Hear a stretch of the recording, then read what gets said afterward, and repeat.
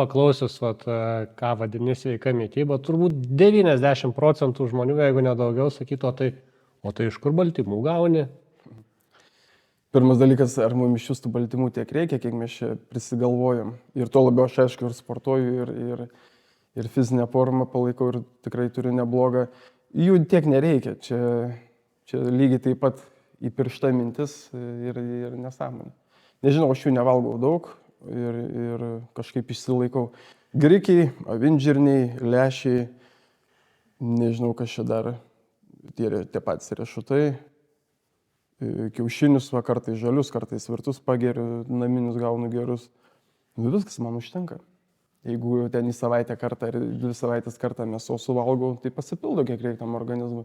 Aš manau, kad esmė yra gauti mikroelementus, vitaminus, ląstelieną. Tai va čia yra pagrindas, iš ko organizmas atsistatinėja ir kuria save.